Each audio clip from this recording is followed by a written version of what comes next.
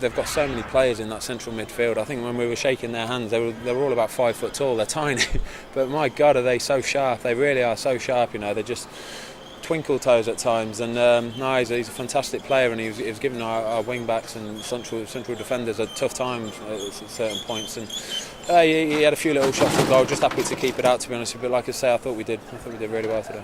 What's it like as a goalkeeper to play against a side like that when you know they've got midfielders who can hit one from just about anywhere?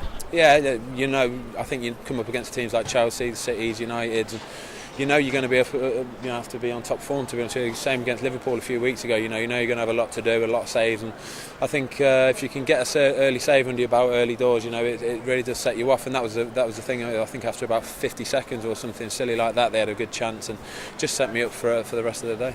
Disappointed to lose. We felt as though we came here in good form and we had a chance to get something from the game. The plan was to, as always when you come to the bigger teams and away from home, it's difficult. You have to stay in the game as long as you can. We asked the players to do that, and to be fair, they were in the game right until the last minute. Disappointed to concede from a set play. It was short, we got caught a little bit cold and didn't defend the second ball, and ultimately that's the difference between a very good Chelsea team and in my opinion, a very good West Brom team. And you say, Kit staying in the game was a big part of it. Of course, your goalkeeper was a big part of that again today. The goalkeeper, the back four, everybody worked ever so hard. I've got such an honest group that they always give their best. Ben, you know, when you come to these places, you know that the opposition will create some chances. So you know that at certain times in the game, your defenders will have to make desperate blocks. You'll have to defend really well, and your goalkeeper will have to make some good saves. I'm fortunate, and I've got players and defenders that can do that.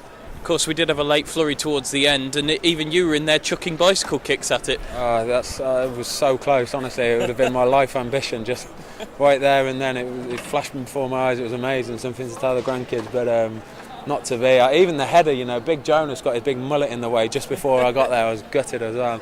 And I saw the ball come up for the overhead kick, and I think Louise might have got just a little nick on it just before I was about to kick it, but one of those things, you know. I thought we did really well last 10 minutes, especially with slinging some really awkward balls in the box, and it looked likely we might nick something, but just wasn't meant to be.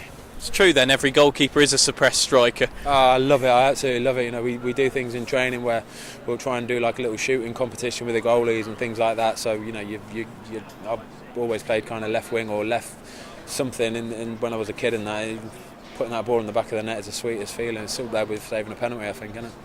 I've got to ask you as well, of course, the big story this week is the fact that you've made yourself available for England again. Of course, Roy Hodgson was in the stands today. I imagine you can't have done your chances any harm.